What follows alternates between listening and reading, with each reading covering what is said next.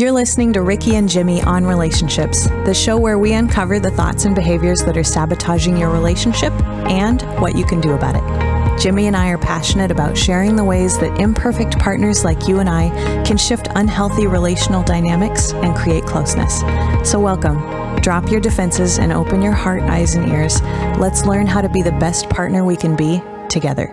We're back with a new episode today on conflict. This is a favorite topic of both Jimmy and myself, so I know we're going to have a lot to tell you guys. What do you think, Jimmy?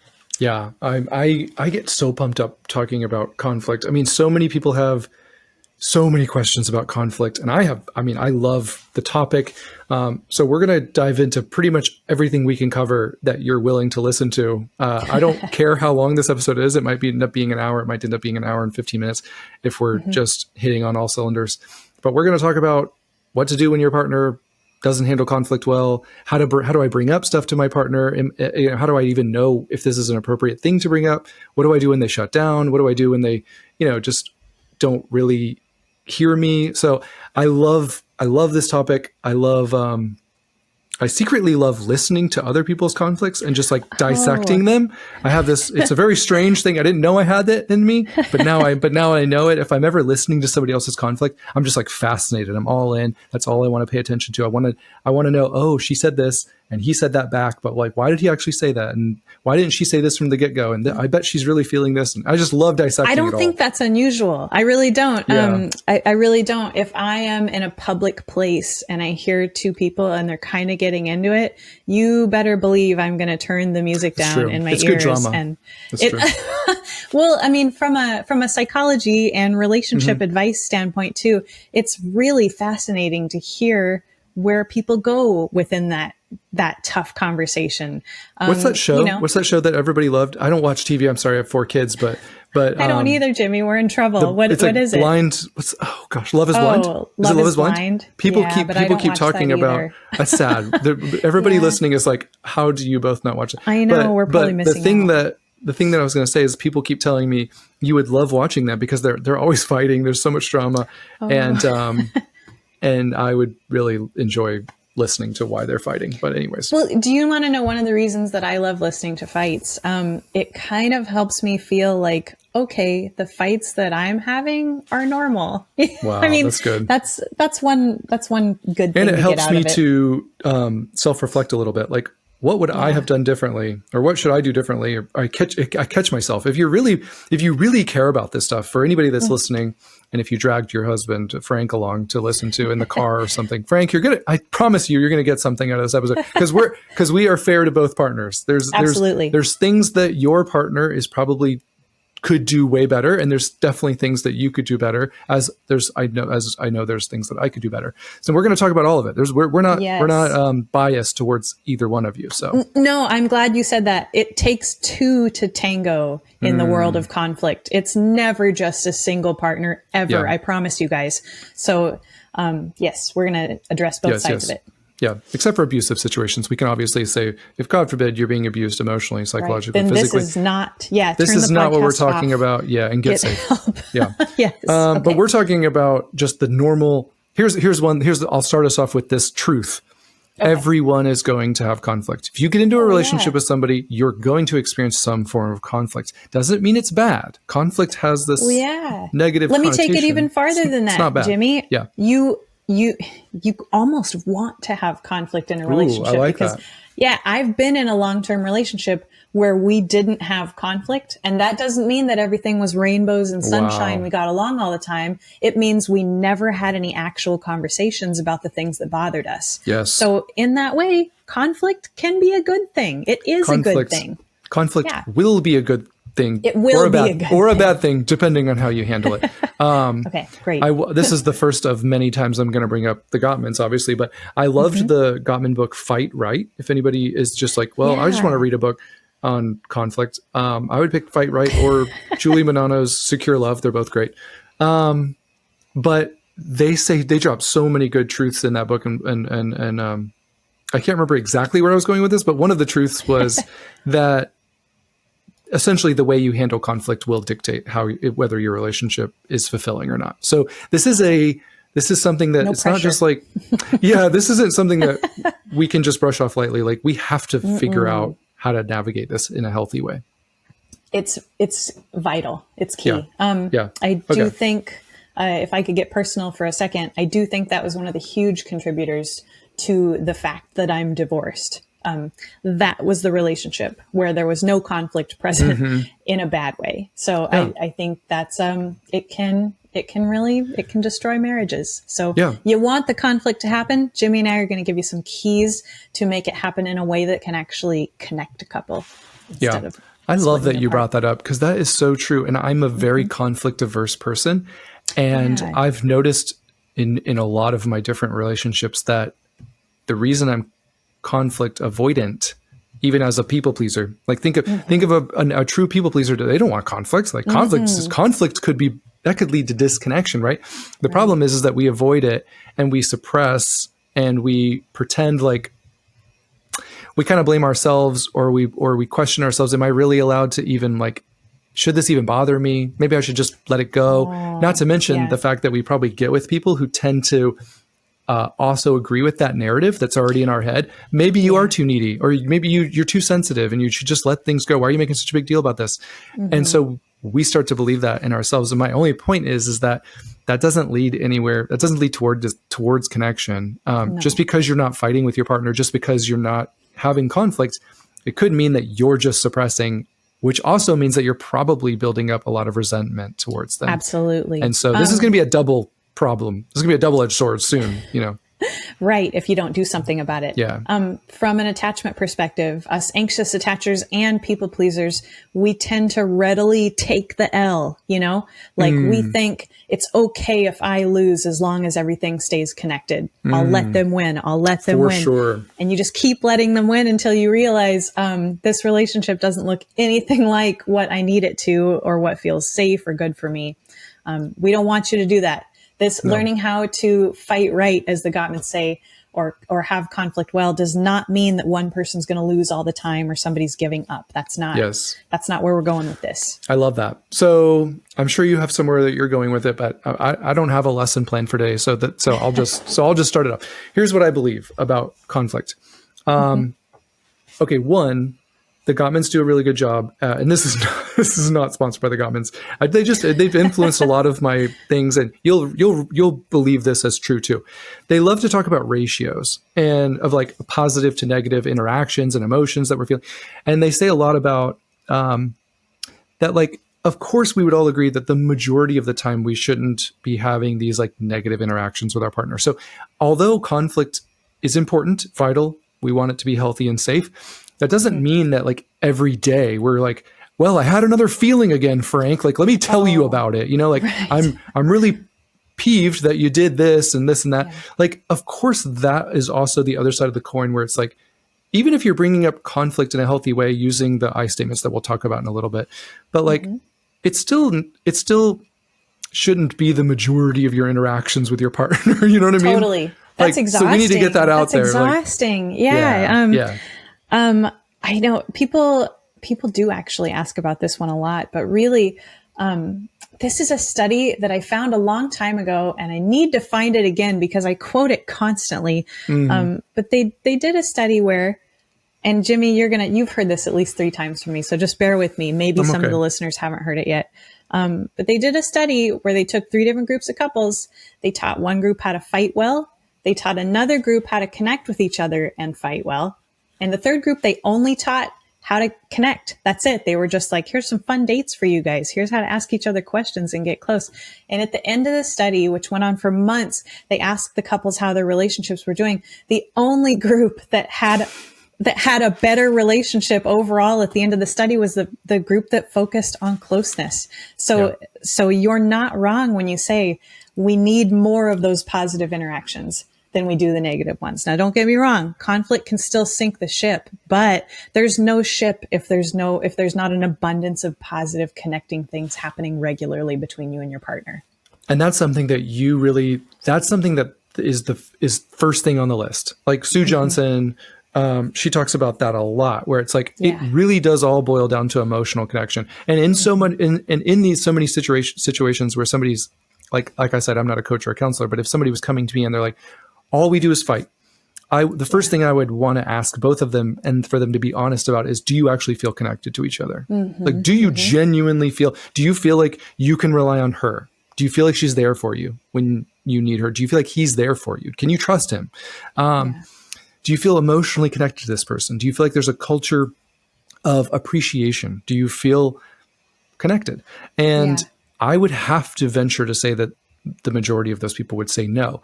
And if that's the case, we can't just brush over this with some conflict tools. Like what you need is you need to be connected again. You need to have a culture of appreciation. You need to like, those are things that go along with all of these conflict tools. So we can talk about conflict tools till we're red in the face, but it doesn't matter how many I statements you say to your partner.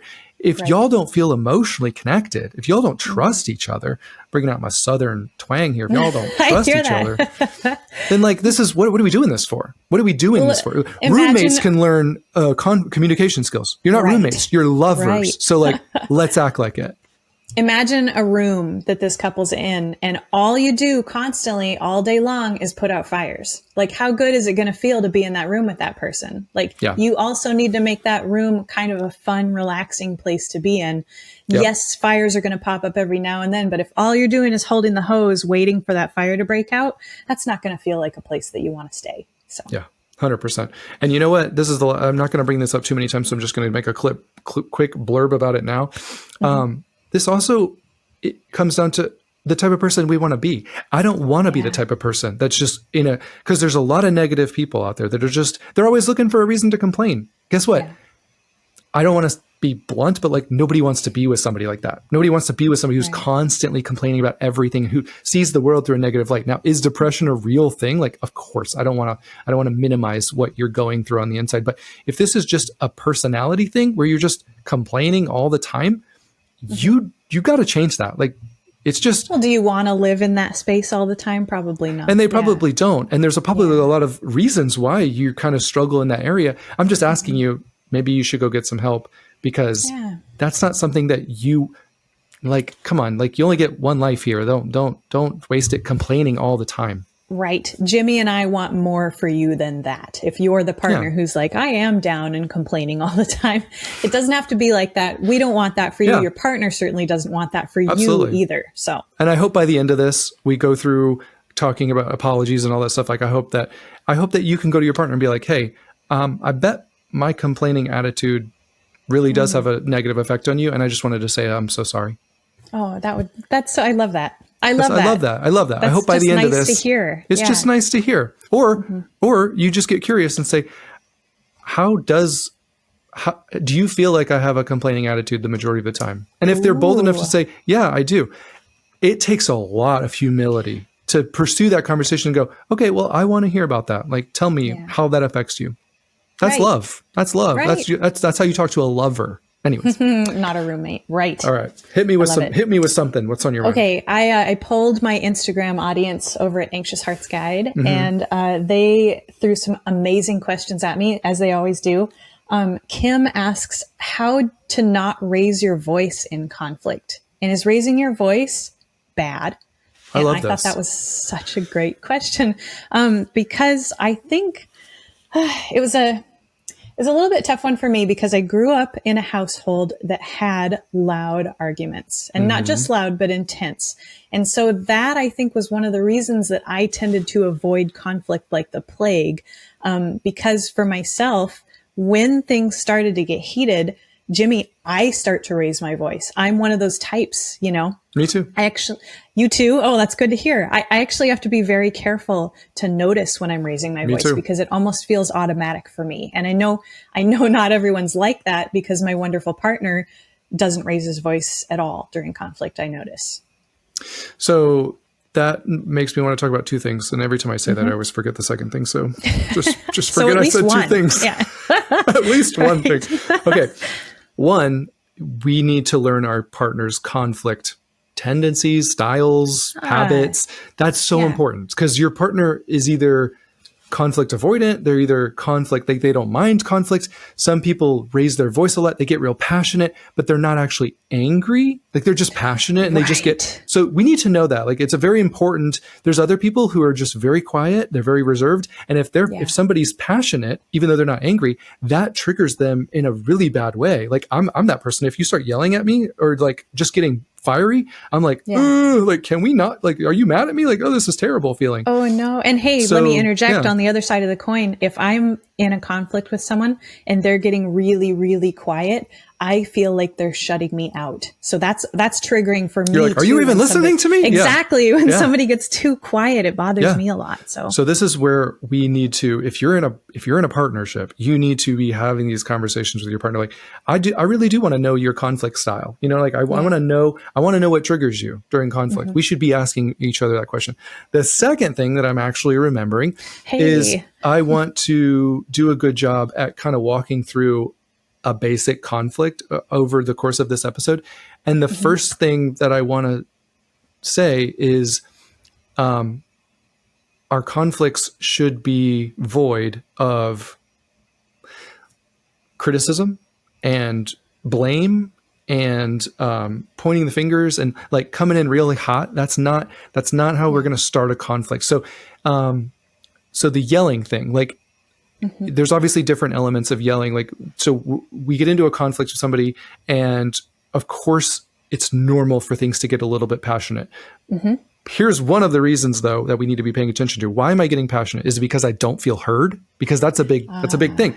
Sometimes we're with a partner or we're arguing with our parent and they're not great at listening, are they? They don't listen. Right. So you're essentially escalating the conflict because you don't feel heard. You don't feel understood, which means you don't feel valued. So at this point, now I'm arguing or now I'm yelling, now I'm getting passionate, now I'm escalating things because I don't feel valued. Well, now we need to take a step back and wonder, am I talking to someone who has an interest or capability or capacity to have a good faith disagreement with us? Because if we're not, like a lot of people would say, well, that doesn't work with arguing with a narcissist. None of this stuff works with, I completely agree. None of this stuff is going to work with a narcissist because they have no interest in understanding your point of view or perspective. Right. So if you're in an argument, but your partner should. Your partner should. So that's why we do these episodes, is because if both partners are listening, we want to remind you, hey, when you're in a conflict, it's going to happen. We all get in conflicts.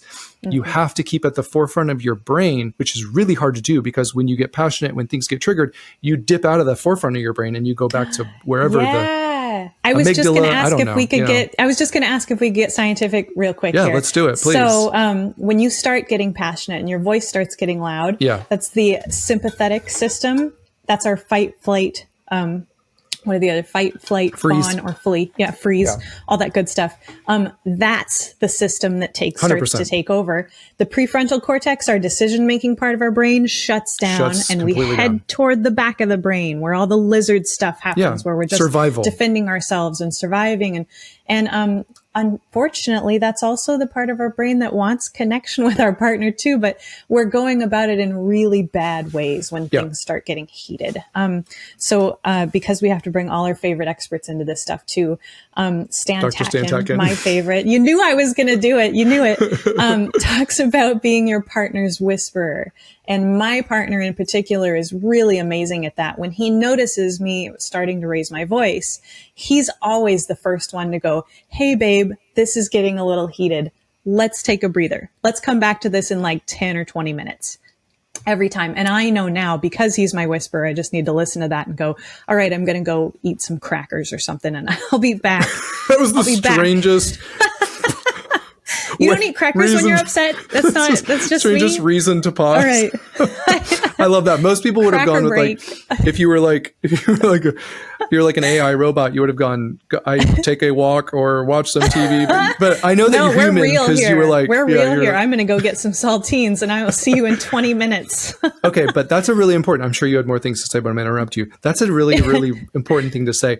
There's a big difference between two people just getting like passionate about something and like yelling at each other. And the biggest difference is, am I triggered? Am I flooded? Because flooded means that our physiological symptoms or whatever you want to call it, reaction. Like our heart rate increases above 100. We're getting flushed in the face. I'm sure you have your own symptoms. Yeah, it's a sympathetic system.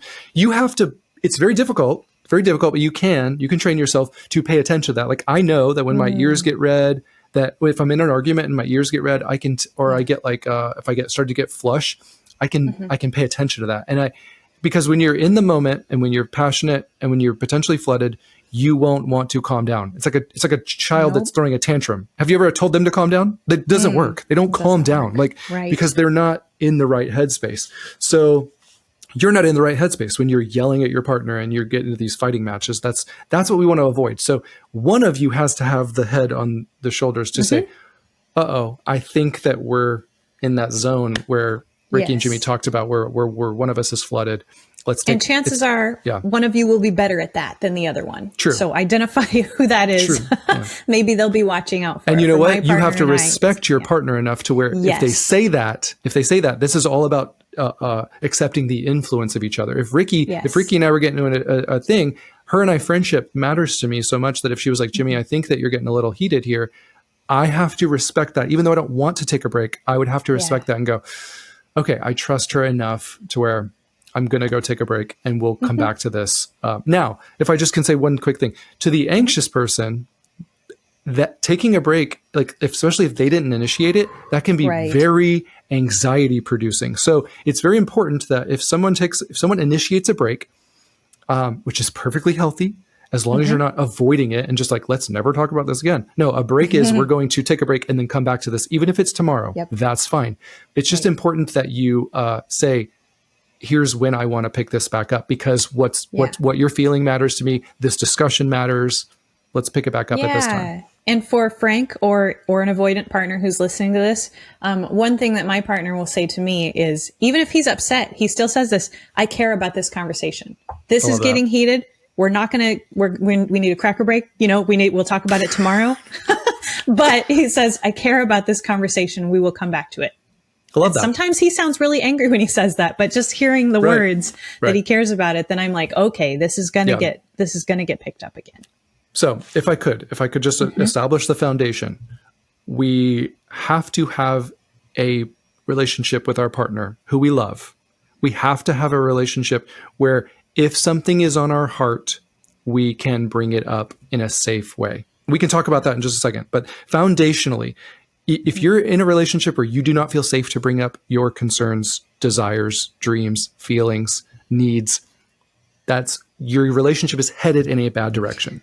Yeah. I know that relationship. I can tell you exactly where it ends up. I've been in it. Yeah. It's not towards connection or closeness. It's absolutely towards disconnection and resentment, and you eventually detaching in some form or fashion, because no one wants to stay in a relationship where they don't feel valued or prioritized or heard or understood, or that you can bring up your feelings. So we have to have that relationship but also at the same time, we already talked about, we have to be the type of people that's not that even if I have safety to bring up my feelings, I'm not just constantly bringing my negativity to Ricky. Like I'm not just, so there's the ratio plays, but at the same time, there's safety there, where if I do bring up something, this means, hey, this is really important. I'm not just like, I'm not just throwing, I actually really need you to pay attention to me. So we can talk about how to respond in that situation. That's a really important distinction too. From an anxious attachment standpoint, I've been the partner who, due to my own anxieties, was bringing stuff up constantly. Every little thing that bothered me or scared me about the relationship, every doubt that I had, every pause, he would take a little bit too long to text. It felt to him like I was gunning for a fight all the time. Absolutely. Because I had no way to soothe myself. I probably should have been talking to a counselor about a lot of that stuff, but I didn't have that stuff going on. I really, truly thought that my partner was the one who was supposed to soothe all of those things. So that was back when our ratio was super low, and most of it was fighting. I was just going to say that the ratio is probably super low because you probably didn't have a lot of connection or trust in that relationship. Yeah. So we have to fix that alongside. We absolutely do. I thought back then that he was just being a troublemaker. I thought everything would be fine if he would just listen, and everything that I brought up we would just resolve immediately. I actually thought that was the way that we needed to do it. But you're right. We were missing closeness. And as an anxious attacher, I was bringing up every single teeny tiny thing without doing any reflection, without making any requests, all the good stuff that we're going to cover later about having a healthy because you conflict. needed so much reassurance that I don't really trust that this person is going to show up for me. So there's this underlying, just like, I don't know, you know what I mean? So how about this, Jimmy? I wanted so much reassurance. It's not necessarily that was the ticket and the thing that would solve everything. Yeah. But, and this goes back to, this last thing I'm going to say about this. I'm going to say that the whole episode. I always say this is the last thing I'm going to say about this. But I really do believe that while one person can absolutely influence the relationship towards a healthier direction, this is communication and conflict resolution and repair and all that stuff and vulnerability. I truly believe that, like, if two people were sitting in front of me, I would tell both of them, like, you both have jobs to play. Like, if one of you just falls off the map and doesn't want to do the homework and doesn't want to do the work of that conflict and repair requires of us, this isn't going to work. Like, it's just not going to work. So for all those people that are like, well, I would do this, but my partner's not going to. I see you, I feel you. That is a very, very hard situation. And while I still believe that you can influence this in a positive direction, if your partner was here, I would tell her or him that they really do have to step up in this area. Like, you really do. Relationships cannot survive without emotional connection, without vulnerability, without repair. If you're lacking in all of those, if you don't have those in your relationship, show me a relationship that doesn't have those, and I'll show you a relationship that's struggling in almost every area. Yeah. And that's one of the things that couples counselors can help couples do too. Yes. If after you listen to this episode, you find absolutely nothing changes, you're the partner that wants to repair, your partner doesn't, but you guys still stay together, a couples counselor, a therapist can provide a safe environment for both people to learn how to talk to each other. They might be able to help you practice the tools that we're talking about today in an environment where somebody's not going to shut down, stonewall, walk out of the room. It's one of the nice things about couples counseling. I know I'm not selling it well. I'm not making it sound nice. No, I completely agree with you. But the experience of being able to practice conflict well with your partner in a safe place with somebody to facilitate, that can really help. What am I looking for here? It can help us learn that, okay, we can have a good conflict. Like right now, we need the therapist there with us to do that. But this therapist is going to teach us how to bring these skills outside of this room. But right now, these are like our training wheels, and we're learning how to do this here. If I can go on just like a 3-minute therapy rant real quick. When it comes to conflict, anybody that's listening to this, especially if you've dragged either partner and they're like listening to this, let me tell you why counseling was so beneficial for me. Here's why it works. Because you have a counselor, and if they're a good counselor, they will hold you both accountable and they will like challenge you. Okay. They're not just going to let you both walk all over each other and all this stuff. Here's why this is so effective. Because in counseling, you are forced to have a vulnerable talk between the two of you. Like if Ricky and I were in counseling together, the counselor would look at both of us and be like, okay, so we know that you guys are like struggling, fighting and stuff. Like, all right, so like talk about your last fight. Like Jimmy, talk about something that you felt recently, or talk about the dynamic recently. And I would be like, well, Ricky, I told her that I felt, I'm trying to use Rosenberg on you because I know that you would really appreciate that. I told her that I felt overwhelmed instead of disrespected. You know what I mean? Well, right. I told her that I felt overwhelmed, and she said, like, well, you shouldn't feel so overwhelmed because you have so much downtime. Like your job is so easy. I'm home with the kids. And so then the counselor would stop and say, okay, hold on. So this is what happened. Like she would look at Ricky and say, Ricky, he just came to you and said, I'm feeling overwhelmed. Now, what usually happens is I don't word it like that. Usually I word it more in a more toxic way. I'm more passive aggressive way. And then the counselor can look at me and say, okay, this is the way you should have worded it. Like what you said, you didn't actually bring up feelings. You didn't bring up your needs. You weren't vulnerable. You just said something passive aggressively. But then they would look at Ricky and say like, this is what Jimmy was feeling in that moment. And my point is that really, at the end of the day, conflict is so important because what you're seeing on the surface, there's so much, it's like an iceberg in my opinion. Like what you're seeing when somebody's at the sink and they're like, I'm going to have to do these dishes again. There's so much that's happening underneath the surface, and that might start a fight, but like there's so much needs and feelings that they're not expressing. Totally. And one cool thing about a couples counselor is that they can probably see beneath the iceberg 100%. when you can't. Absolutely. And when your partner can't either. So their ability to go, hey, time out. I just noticed something that you guys might not realize is happening here. Yes. That's so helpful. They interrupt that pattern and the conflict that you might have had 1,000 times, and they go, hey, here's what's really happening here. And I do that too. And here's what's that? I do that now too. Yeah. Yeah. Like if Emily said, like I have certain timeout things. I actually want to make a reel about this because like there's certain, in my opinion, there's certain timeout moments when somebody says certain things.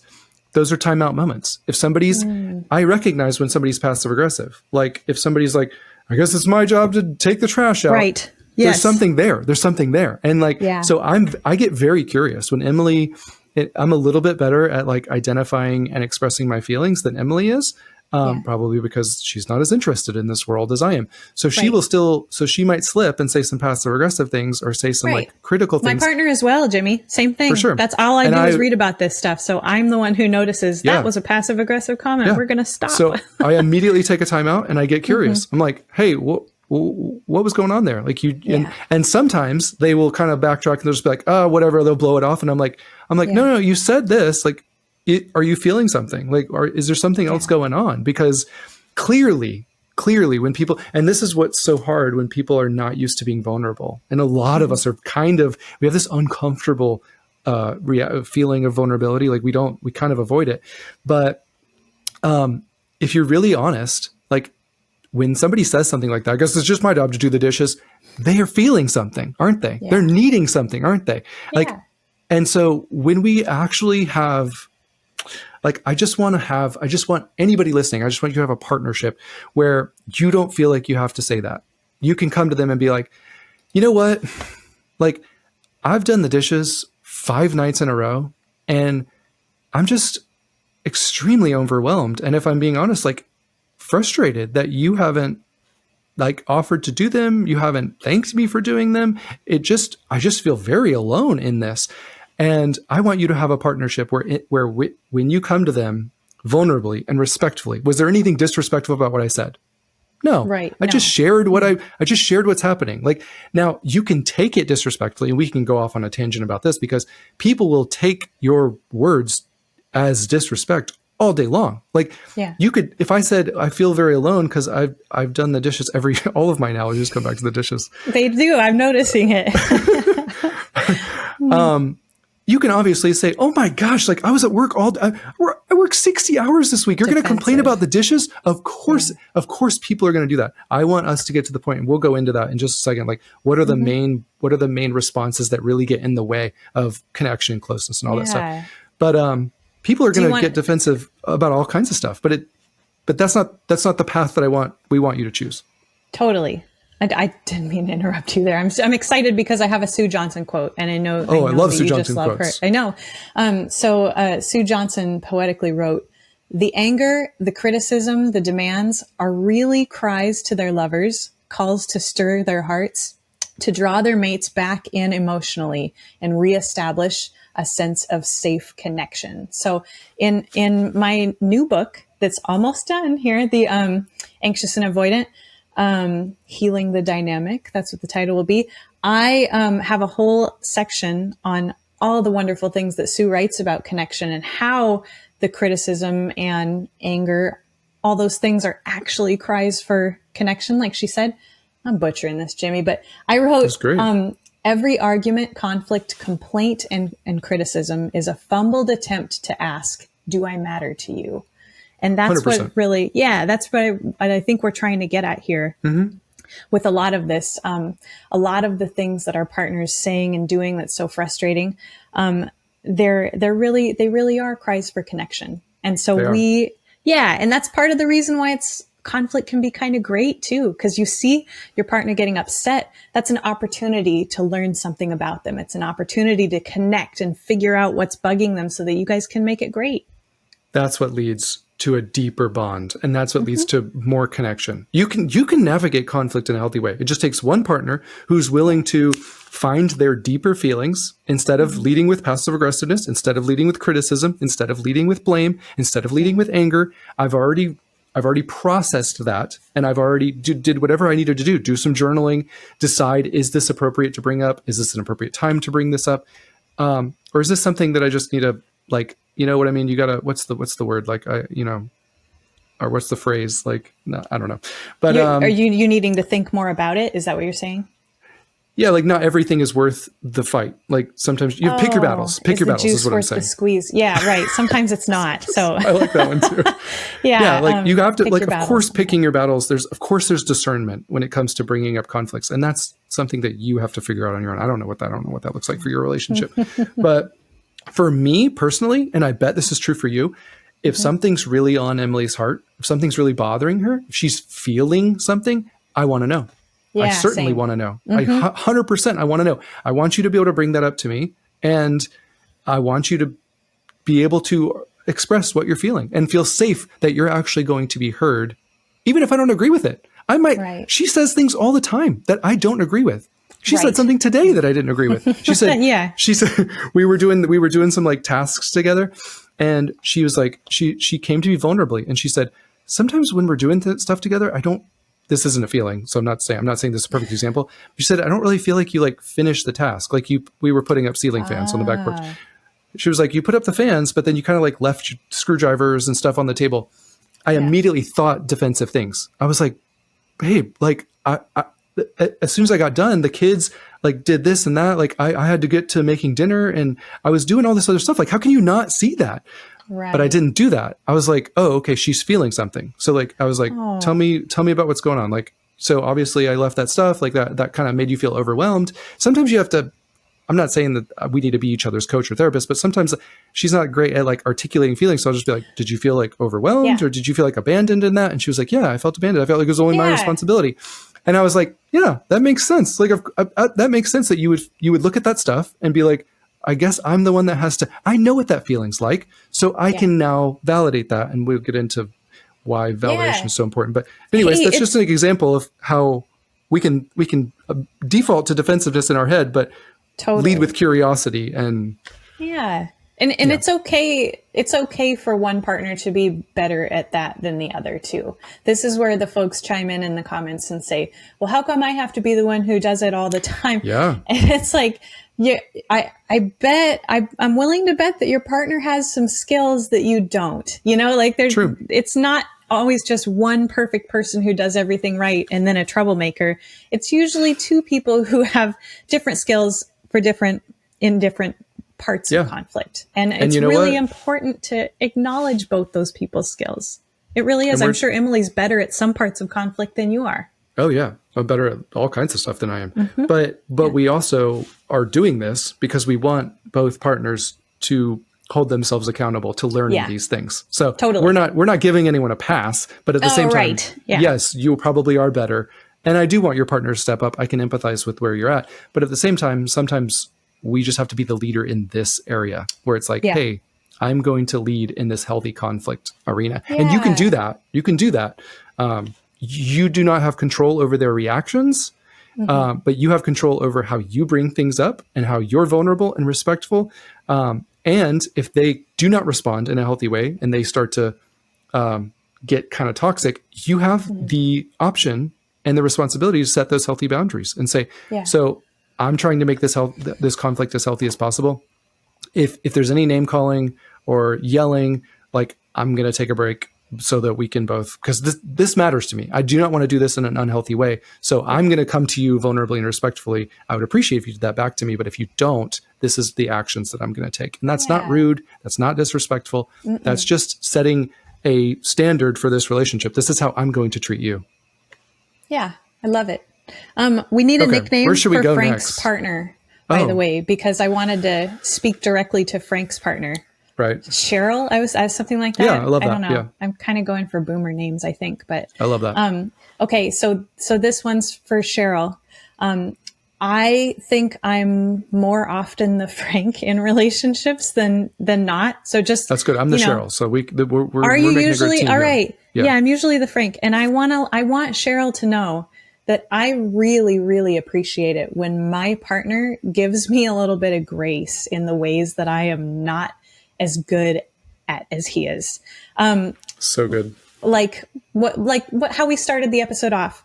I do tend to raise my voice, and my partner's really good at noticing that and calling a timeout. And I'm pretty bad at noticing that. I'm getting better. I do practice, but I mean, if I had to rank our skills at that, I'm at like a 10% and he's at like a 95. So, I really appreciate that he doesn't hold that over my head, you know, or he's like, how come you're not getting better at this faster? You know, it really means the world to me that my partner is like, gosh darn it, Ricky is so bad at noticing that. And she's only getting like 1% better every month. But he's so kind about he's so kind about letting me kind of grow at my own pace on that one. So Sue Johnson calls those our enduring vulnerabilities. And how important is it for us to see our partners enduring vulnerabilities and not rub it in their face? Yeah. Like how important is that in a relationship? Super It's vital. It's vital. Mm-hmm. So, okay, so we have our foundation. We should be able to bring up conflict in a safe, respectful way. We have to decide the discernment, but at the same time, if our partner, if something's really on our heart, we should have a safe environment in this relationship where we can bring it up. I think counseling can help if we don't have a safe environment. 100% helps. Right. Yeah. So we know we're not supposed to do it with criticism or blame or contemptuous attitude. Can you hit me? One of the things that I've struggled with for a long time, and that I know the Cheryls of the world even struggle with. Can you talk about? Because so often we misuse the word feel. Like I don't mean to pick on Emily today, but she said, I feel like you don't really pick up when you're done with a project, but that's not a feeling. So totally. I think it's so important that whoever's listening, if you're starting a conflict, it's so important that we actually identify what we're feeling and communicate that. So can you talk about that? Yeah. This is one thing I noticed when people are new at this too, is they'll say, I feel like you, da, da, da, da, da. 100%. If your I feel is followed by like you or that you, you're off to the wrong, you're headed off the wrong track. You're trying, but there's better ways. Right. You get effort points, but that's it. So, I feel needs to be followed by an emotion word. And, this is where a little something called the feelings wheel can come in. But nobody ever pulls those out in arguments. So really one great thing that you can do is before you bring this to your partner, think about what the emotion is underneath it. Like really, you can journal about it or think about it before you're opening your mouth. And that sounded really harsh, didn't it?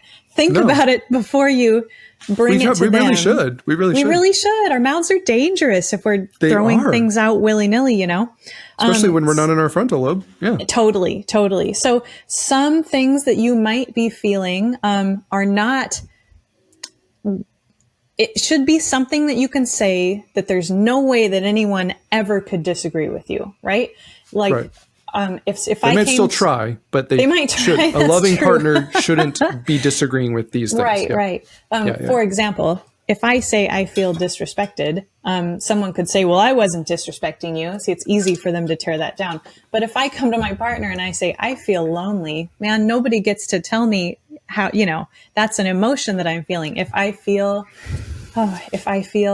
abandoned, or if I feel unimportant, or I'm digging down into those really vulnerable things, because when I share vulnerable things like that, especially with the words I feel before, I'm kind of reaching out to my partner in a way that they can, that kind of moves them emotionally, as opposed to reaching out to my partner with an outstretched finger pointing at them. I feel like you aren't taking responsibility has a much different tone to it than I feel alone. Or you make me so angry. Oh, yeah. Yep. That's that I get what you're saying, but you're not being vulnerable. You're like, right. and there might be good reason why you're not vulnerable. Well, I can't be vulnerable because she always uses it against me, or he never listens. He gets defensive. He shuts down anyways. That has nothing to do with you. You have to choose. I'm going to be vulnerable. I had to choose. I'm going to be vulnerable. Is it scary? It's still scary for me when I'm like, when I feel dismissed or I feel something like that. Like now I know a lot of Ricky will say, you can't use certain words like disrespected or neglected, because You then your felt it, partner didn't can you, say, through the screen? yeah, I have that. I don't really subscribe to that. I think that in a relationship, if you say, hey, when you said that to me, like it made me feel disrespected. I think that's fine. I think we should be in a relationship. If Ricky said that to me, if she was like, hey, Jimmy, I just felt like you were kind of disrespectful to me, I would be like, oh no, I'm so sorry. So like, Yeah. in a healthy relationship, I think we can navigate that. But and experience with someone helps too. In a brand new relationship, it's much tougher to bring words like that. In something that's established, you have a history of trust and mutual respect. You can get a lot more loose and free with the words. If my partner walked through the door right now and said that he felt disrespected, that's not going to start a fight, because I'm going to go, oh my gosh, let me help you out with that. But if somebody that I just met a week ago said that they felt disrespected by me, I'm probably going to be a little bit more defensive. Yeah. And you touched on such an important word, mutual respect. I mean, that's one of those things that we should have asked in the very beginning. Do you feel like this is a mutually respectful relationship? Because if you don't, well, that's probably why you're fighting all the time. Like, you don't feel like there's respect in this relationship. And if you have respect for them, then let's treat them respectfully. Like, you don't tell someone that you respect, you're such a slob. You make me so angry because you're so selfish. That's a you. No, that's a you. Like, you're not taking responsibility for anything that's going on. Like, so there's way more kinder and respectful ways to say that. And you can still, but a lot of times I had to own, I'm actually scared to be vulnerable, because I'm afraid that, because when you're vulnerable, think about the word, I'm vulnerable to something. I'm susceptible to being hurt. I'm susceptible for somebody. I'm exposed. Somebody can look at you and go, oh my gosh, like you felt abandoned, little baby. Like, oh, you felt like, of course that's it. There's core wounds in all of us. There's some sort of core wound going on. I know that was an example, but I'm like feeling it right now. That was so awful. It is awful. It's awful. I can't be the only one who had that reaction. And that's why we don't do that, because we think, well, what if they do this? Okay, one, we cannot control their reactions. So that's what we like. Yeah. Our job is to know, okay, the only path, if my destination is connection and closeness with this person, then the path is vulnerability and respect and emotional responsiveness, as Sue Johnson says. The only way we get that is by one person being vulnerable. I mean, at one point, like, both of you should be being vulnerable. One person being vulnerable, the other person responding. It's everything. Your conflict comes down to both of those things. So totally. Can I throw some things out that are not vulnerable? That are not vulnerable. Please. Passive aggressiveness, not vulnerable in the least. That's more of my partner's struggle than mine. So any of my examples are going to be, when he's upset about things, he tends to throw the passive aggressive comments out. That's his way of getting things out on the table, but not having to take responsibility for it, right? Like, I'll just make a passive aggressive comment and then she'll know something's wrong and hopefully deal with it without us having to address it directly. That's not vulnerable. Passivity is not vulnerable. That's more of my gig. I'm more likely to bury something and stay quiet about it instead of talk about my big scary emotions that I'm afraid will push people away. Aggressiveness, not vulnerable. Sometimes people will try to bully others into getting their way. There's nothing vulnerable about aggression, because that's somebody just strong arming the situation. We don't know how they're really feeling inside. Unfortunately, the most vulnerable thing we can do is to speak directly, and to speak directly about what's going on underneath. And man, that's tough to do. It takes practice, you guys, too. It's not something that you're probably going to be good at right off the bat. I'm a solid 5 years into this with my partner, and we are still practicing bringing up vulnerable, scary emotion words instead of, passivity or passive. Can I tell you something that we've tried to implement, and that I made a reel a little while about this, but I don't remember the title of it, so no one will ever see it. But I loved the idea of just having, I don't know, I just wish there was like a code word or a code phrase. Like if I was teaching two people to resolve conflict, I would want, we can go off the rails so quickly. Like, all of us, we can go off the rails so quickly. Somebody comes to us, even when they're vulnerable and respectful, we still interpret this as our nervous system starts firing. And that's why we get so defensive. But I wish there was like a phrase like, even if it was something simple, like, hey, can I talk to you about something that's on my heart?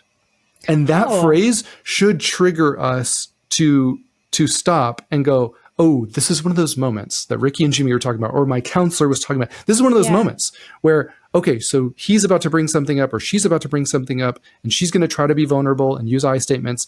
There's something going on. And it doesn't mean that we need to go to this place where we feel like, oh no, if something's wrong, they think I'm a bad partner. Now I need to defend myself. This is one of those things where when somebody says, hey, can I talk to you about something that's on my heart? That's where we try to bypass that and say, oh, okay, this is one of those moments that I just need to focus. I need to listen. I need to engage. I need to lean in instead of what I so often do, which is like kind of shut down. Yeah. My wonderful friend, Fixture Picker Adam, him and his wife, they have a code. They have a code phrase for this. And their code phrase for when things are real and need to be talked about is I love you. And that's how they start. If one of the partners comes to the other and says, I love you. And they know that whatever's coming after that and is a really big deal. Like I love you.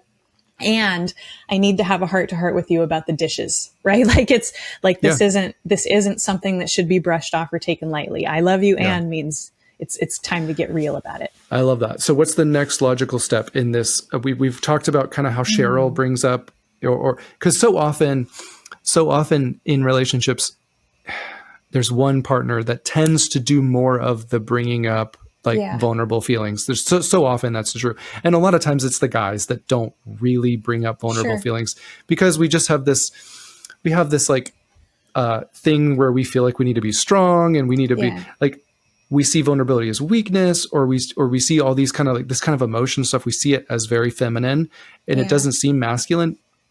I would challenge that. I don't think that that's the case. I think that you, in order to have any sort of actual connection with somebody or any relationship with somebody, you have to, like, relationships you can't really have intimacy with somebody. You can't really have closeness or connection if they don't know you. And so often we don't know ourselves. So that's you guys have less practice than we do too. Women are socialized really young to be talking about our emotions and solve and that's conflict okay. with There's nothing wrong with, So we need to really dispel that rumor of like that your feelings make you weak or Let me say as a woman, also, if my partner, who's male, never was vulnerable, meaning he never told me how he was feeling about anything, I don't know how to help him. I don't know how to help him with the things that are bothering him. Sure. And I would probably just keep doing those things over and over again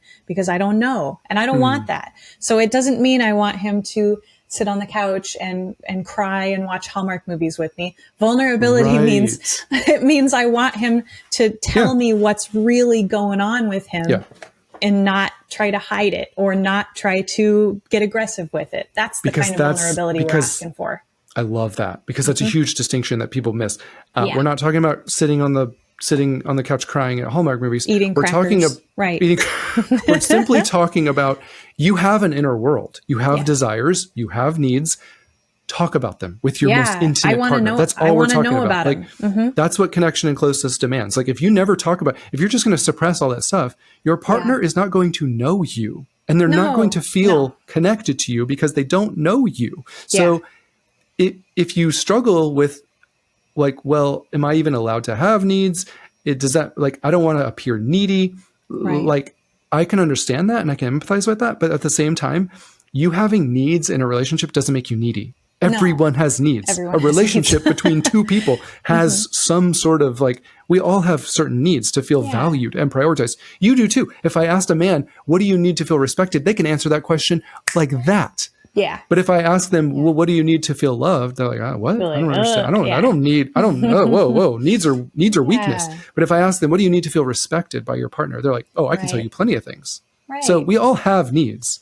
Yeah. And, I mean, I'd have to study him a little better to be able to articulate this well, but I have to say the way that my partner voices his needs seems very masculine and attractive to me. He's, like I said, that might be good for a future episode, maybe a men's issues episode. That would be nice, because I think it's important in the internet stratosphere. I'll get some men out here to. Yeah. Well, for a female voice, I think it's important for a female voice to be saying, like, my partner talks to me about things that are bothering him, and he's still very manly. He's not doing this in a way that makes me view him as weak or feminine or that. small or overly vulnerable. He's still very masculine when he's saying, hey, the dishes thing is killing me, Ricky. Let's have it. Let's talk it out, because it's not working the way that it is right now. Or what I love, you know what? I love it when you cook this dish for me. I was gone and you knew I was coming back home and you cooked that thing. Like, that filled my love tank so much. That's still a manly thing to say. You can share your inner world. You can share what this happened and it made me feel. We don't always have to talk about the negative. Of course, we already said there should be a culture of appreciation going on. That's part of being vulnerable. How you did that. I like how you did that. That's the other, this is a good one for Cheryl too, right? You can kind of positively reinforce the things that you like. When you catch them doing something good, make a really big deal about it, because that's reinforcing. You better believe it, Jimmy, because I'm the Frank. I let the dishes slip every now and then. It's not my strong suit, but right. when I clean that kitchen up and it's sparkling, my partner freaks out like I have thrown him a surprise birthday party. And so it's very motivating. You talked about this I have to mention this real quick, but we need to go back to make requests instead of criticisms. But the last thing I want to say about men is we think that suppressing our feelings and not sharing our inner world, not being vulnerable and just being stoic and manly, you think that is, I don't know, whatever you think that is, manly or whatever. Here's the problem. There's a reason why men historically have issues with unaliving themselves. There's and alcoholism. And why women tend to initiate divorce far more than men do. Very true. That stoicism and hiding all the things that they're really feeling that's a huge men's issue. Hiding yourself. Like, it doesn't lead anywhere good. Like, I think about those feelings as like a water balloon. Like, if you push on it, it just pops out somewhere else. Yeah. So if you suppress all that junk, and I guarantee you went through some trauma in your childhood, you went through some stuff, and there's a good reason you're suppressing all that stuff. I'm just saying that so often it comes out in the form of addictions and alcoholism and pornography addiction and loneliness. And it's a big issue. Like, this is all connected, and it's not just, I don't share my feelings because, like, that's weak and stupid. It's like, okay, but you're also very lonely, and you can't like experience connection with somebody else. Yeah. That's a big deal. It's a big deal. Whether you're a woman or a man, if you've got a partner who tends to stuff everything down, and it's such a wonderful thing to suddenly be a safe person for someone, you know, being somebody who has been able to encourage my partner to open up for the first time is like such an honor to me. You know, he definitely was a lot more closed off when I met him. And, I've watched him blossom over the years and learn to open up. And, I just encourage anybody listening to this to try to be that person for somebody. Try to be somebody who ask them the emotion questions. And, cause you never know when somebody might have never done that before. They don't have anyone to open up to. It's a beautiful thing. That's all I'm saying. Yeah. So I wanted to go back to real quick to make requests instead of criticism. So often we want to make a criticism, like, let's just take this for instance, like, so your partner didn't call you, there's like, you kind of have an agreement on, like, they get home from work at 5:30 or whatever. And this time they just didn't call you. No, nothing. And they showed up at 6:00. And, like, of course we want to have a criticism. We want to have a, like, oh, you just think you can just stroll in? Like, you just think you can, but instead we're going to be vulnerable and we're going to be like, hey, so I didn't get a text. That's a fact. I didn't get a text. I didn't get a call. It didn't appear that you reached out to me in any form. And that just left me feeling, well, one, I was scared. I didn't know what happened to you. That it left me feeling pretty rejected, because we have an agreement that if you're going to be late, like, that you text or call. Like, I had dinner ready, the kids and I all ate, but, like, you just were nowhere to be found. And I'm irritated. I'm frustrated that you didn't reach out. That's okay. We're allowed to have that. But we can also make like requests like, hey, it just really makes me feel reassured. It makes me feel, cared for. If you're going to be late, please text me, or, like, and so we can, don't forget to make the positive, like, this is what fills my love tank. This is what makes me feel valued. Be sure to remind them of those things. I'm sure I'm not alone. I'm sure the listeners are feeling this too, but even as you say that, I can feel myself like, Jimmy's giving me a way to win. I hear that. And instead of like, oh, I feel like I've done something wrong, I'm so ashamed. They hate me. I'm doing this wrong. Instead of that, making a request gives your partner a way to win. So he's saying, man, I love it when you call when you're done with work. That lets me know what's going on with the rest of the day. And I think instead of going to a shameful place, I think I can do this. That's something I can do that makes my relationship feel good. Yeah. And even though this might be a conflict, it just sets us up for success, because like we said in the beginning, it's two sides of the same coin. I can't control my partner's reactions, and nor should I. But at the same time, I should be doing everything I can to create even a conflict where they still know, hey, I love you. This isn't, I'm not calling you a bad person. So, but I do want to share what's going on in my inner world, because I think that you would want to know. Anyways, so where should we go from here? Well, go ahead. Just another little note that some grace is good here too, because I always try to think about this from Frank's standpoint too. My partner comes to me with lots of things that bother him. He is the type of person who's bothered by lots of things. That's the kindest way I can say that. He's the type of person that's bothered by lots of things. He's very particular. He's bothered by a lot more things. Was that going to be on his tombstone? He was maybe, bothered by as long lots as it of sounds things. all stiff like that. Yeah, I love that. So more things bother him than what bothers me. And I have to say, I really, really appreciate also that he doesn't expect me to get good at everything immediately. Sometimes he brings a request to me. He phrases it wonderfully. I'm like, oh my gosh, babe, thank you for telling me that. And then the very next day I screw it up. That happens. It's true. It happens probably more than I like to admit. And he gives you grace, right? He gives me a lot of grace. He'll be like, we just talked about this yesterday and I'm feeling really frustrated, but I know you're working on it. And see, that's a way to win too. When he tells me, I know you're working on it. And I'm like, I am working on it. Thank you for understanding. I love motivation that. To get better. See the ways your partner is working on things. Like, please, especially if they're an avoidant leaning. If anything we have said, if you're a listener and you're like, I think my partner's avoidant, they love it. They love it when you tell them the ways that you're appreciative, that they're actually, anytime that they feel seen, like, oh, you see the work I'm doing, they love that. They thrive on that stuff. So I know it's difficult, but if you want to win in your relationship, like, be sure that you're telling them, like, here's the way I see that you're working on this. Can I just say one more thing? Because I think it's a really important, we don't have to spend too much time on this, but I've started incorporating this. I didn't come up with this idea. Somebody else did, but it's such a good idea. Be sure to also, in part of taking responsibility for our own feelings, which is instead of saying, you make me so angry, it's just, this is what I'm feeling. I am feeling frustrated that this happened. I'm feeling frustrated. Another part of that can be being vulnerable is, this is the story that I'm giving this. Yeah, that's a good one. I love that. This is the story that I'm giving this. Like, I hate going back to the stupid dishes. I can go back to the work analogy. Maybe like, you didn't text me, even though we had already agreed that you're going to text me if you're late. You didn't text me. And the story that I told myself was, work is more important than our relationship. Work is more important than me. That's the story I gave it. And that's such a good way for your partner to really just see the inner, like, oh, okay, so this is what happened. She didn't get that text at 5:35. She didn't get text 4:45. And maybe she texted me and I was busy. Like that's what we're eventually going to say. That's what we want to say. We want to say, no, you just don't understand. Like, I was so busy. If you just understood what I was going through, my boss was like yelling. I could not break away.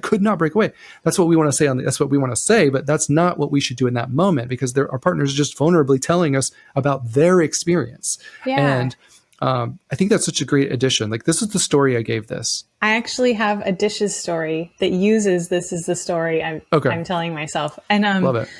I don't know if I've shared this before on here, but like I told you guys, I'm not great with the dishes. But one day I really scrubbed them up. I was like, he's going to be so surprised. The kitchen looks so good.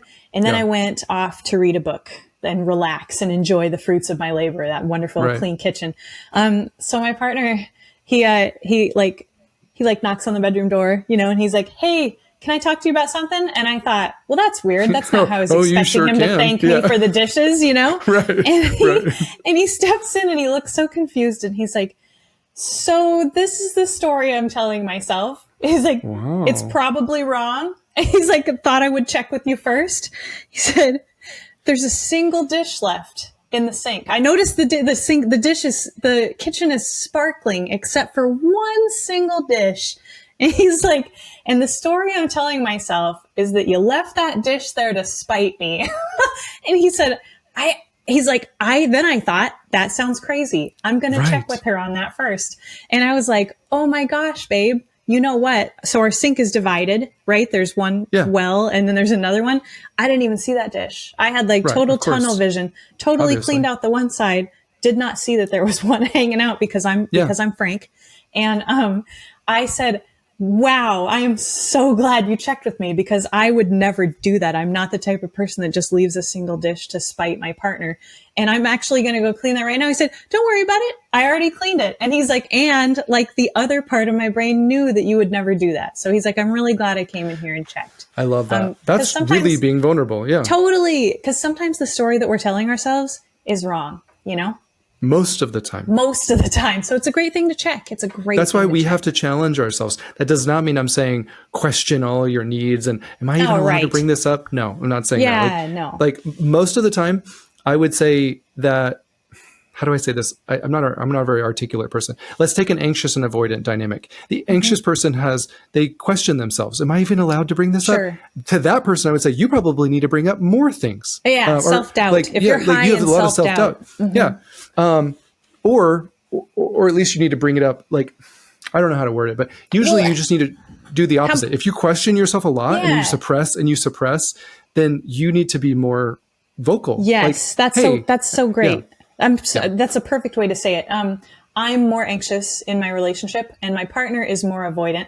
I have more self-doubt. He has more doubt toward other people. So he's practicing. Yeah. So he's practicing when his brain is saying, I'm starting to doubt the people around me. His work is to question that. And that's what he did with the dishes. He was like, I'm doubting Ricky's intentions, but I need to work on that. So I'm going to go ask her about that. And for me, I doubt my own worth and intentions occasionally. And when I start to have those thoughts, I go, that's probably more likely anxious attachment. I should probably not doubt that as much. I need to practice believing myself.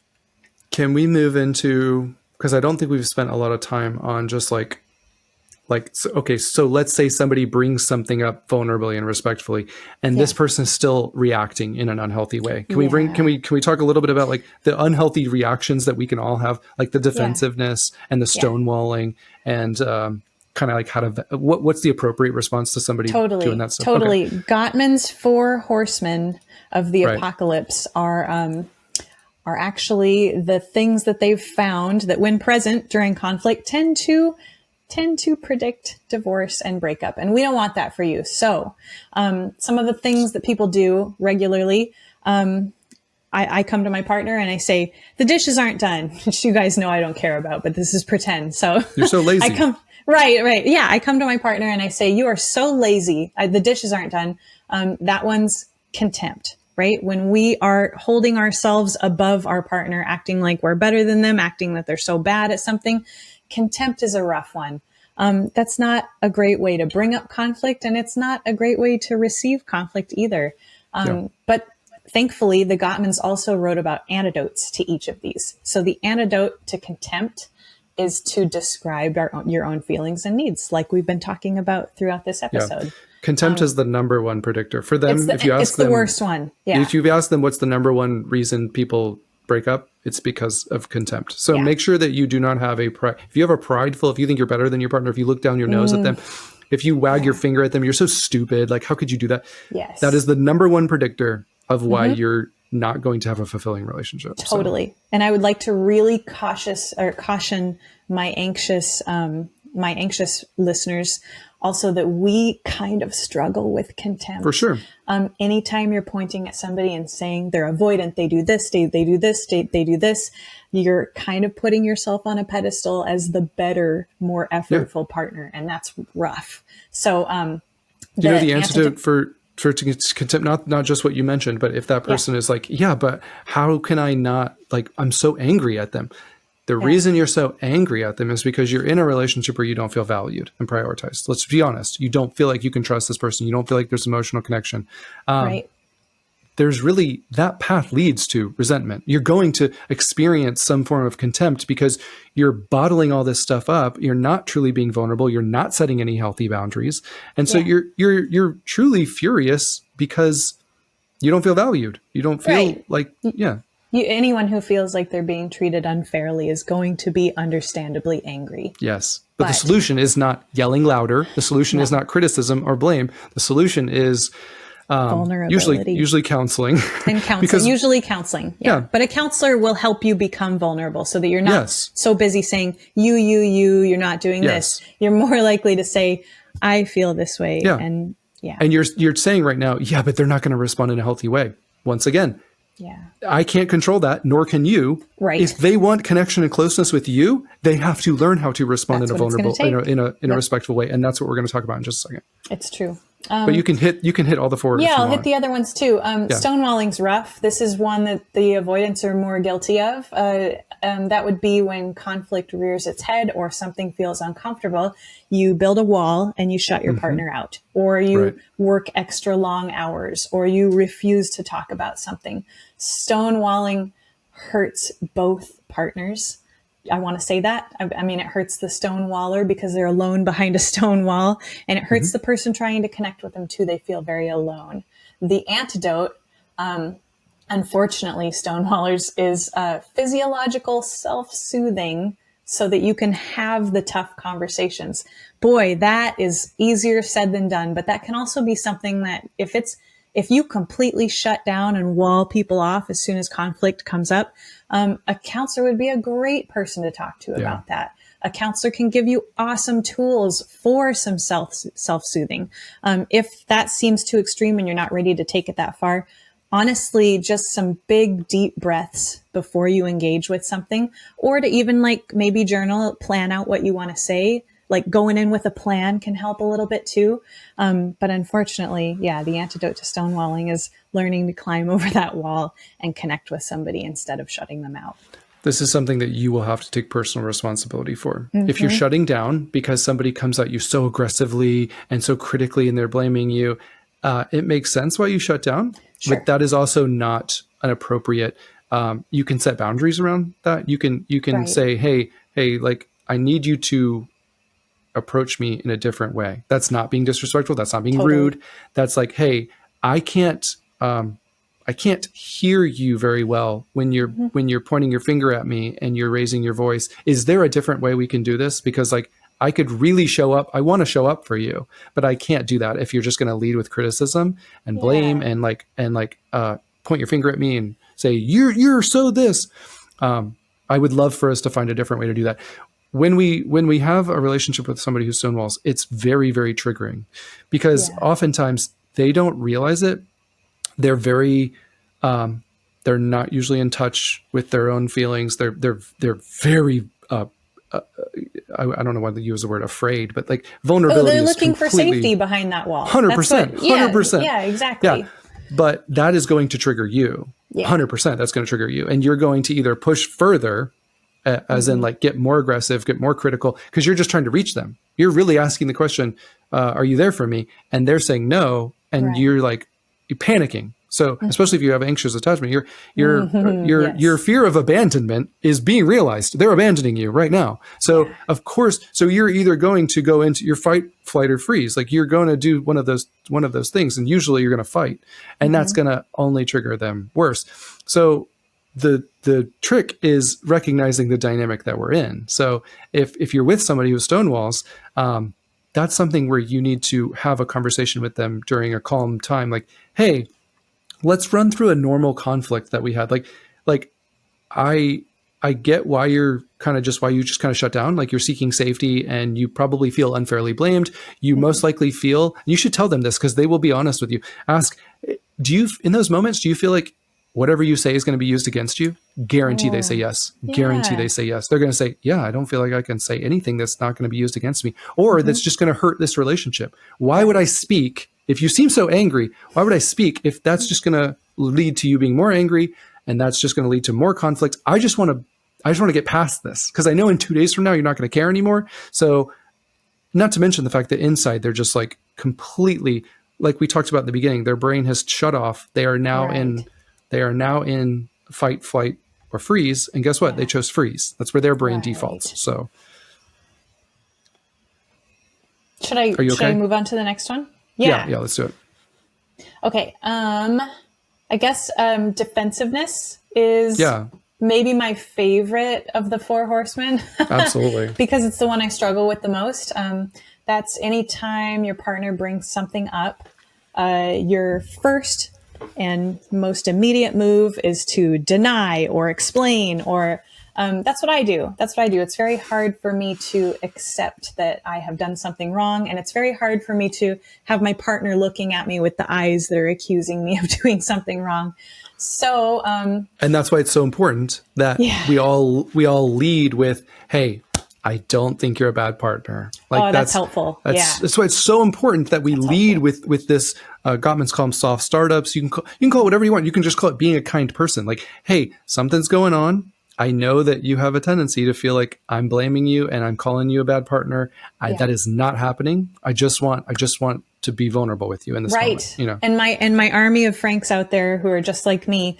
Unfortunately, everyone, the important thing to do, the antidote to defensiveness, is to take responsibility. Oh man, that hurts for me to say. The thing that my partner is upset about, like the dishes, even though it doesn't seem like a big deal to me, and in my brain, I'm like, he's overreacting. He's unfairly accusing me. The important thing to combat my defensiveness is for me to take responsibility. Sometimes taking responsibility means I march my butt into the kitchen and I start doing some dishes. Sometimes taking responsibility means that I acknowledge how my actions made him feel. That's so hard. That does not mean take responsibility for things you don't believe you did. It absolutely doesn't. That does not mean, no. We're talking about allowed take to responsibility for what you think you could have done differently in that scenario that they're describing. And honestly, the thing that he responds to the best is when I take responsibility for the way that my actions made him feel. Honestly, it's not usually about the dishes. It's about me not caring about his preference about it much more often. So for him to hear me say, "I am so sorry that what I did there in the kitchen affected you," and really, like, that's what he wants to hear more than anything. When we love someone, we care about how our behavior and words impacts them. Beautiful. That was beautiful. Did you write that just now? You should write that one down. I think I've said that a couple times. Oh, I love that. It's in there. You should copyright that one. That's great. But it's true. It's true. And then, you know what? It's so important. If Ricky and I were in a relationship, I know this is weird to say, but she's right here. So it's just like, it's easier. If you're in a relationship with somebody, if you're in the car with somebody, like, God, I would encourage you to turn to them and say, "I really do care about how my words and behavior impact you." It's such a loving thing to say. It's such a loving thing to say. And it just opens up this like little world of just like, oh, so this is one of those moments where she or he is just telling me how my words and actions affected them. And I remember I actually do care about that. So so for me, if I can go on a tiny little rant, especially when it comes to defensiveness, how we show someone that we care about them, especially in these moments, which are just so critical because they came to us. Not everybody's going to do this perfectly. So sometimes we accidentally said, it feels like you just left things out for me to do. And of course we want to get defensive, of course. But I think another antidote to defensiveness is curiosity. In my opinion, I'm sorry that it took an hour and probably 15 minutes for me to get to this, but the whole point of conflict should be understanding. It's something is happening inside of me. Something happened and it impacted me. That does not mean you are bad. We don't need to play who's bad in this. That's the problem with conflicts is so often we're trying to find who's the bad guy. Find the bad guy. I'm not the bad guy. You're the bad guy because of this and this and this. And I'm definitely not the bad guy because I was making dinner you don't even see the good things I do. That we have to get away from that. We have to, in the moment, we have to pause and remember the goal is understanding. She or he is trying to share something with me. Let me at least fully understand what they are trying to articulate and express. If you can just do that, you've already gone pretty far because you've bypassed a lot of the defensiveness. You've gotten curious because the only way to understand somebody is to ask them questions. I want to understand you. Yeah. I think curiosity is kind of a conflict hack. We could say it that way. It really is. It really is. Yeah. Cool. So if Ricky was telling me about something that, if she was telling me about a feeling that, she felt irritated because I forgot to text her when I was coming home late. You're going to get curious about that right now. I'm going to get curious. Where'd that come from? That's an interesting, I didn't know you felt like that. What's up?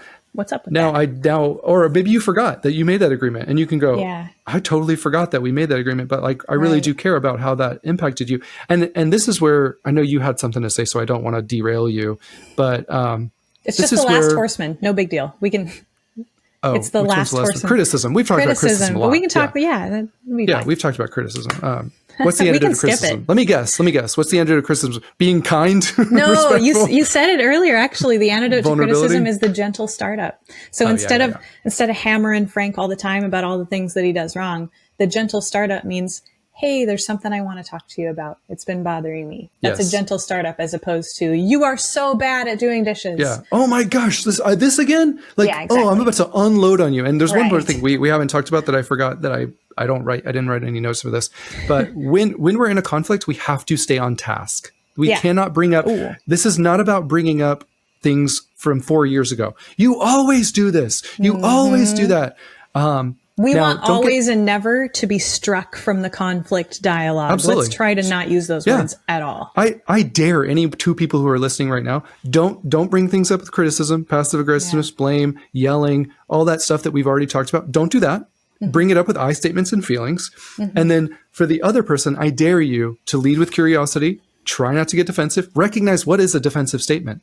I'm trying to think of a good one right now, but essentially, I didn't mean to do that. Yeah, essentially just like I would, like when Emily said, I feel like you don't complete tasks. I'd be like, I would have gotten back to it. Like, why are you acting like I didn't? Yeah. Like, I'm sorry, I stepped away for a second because we have chaos is in the house and I had to break up this fight.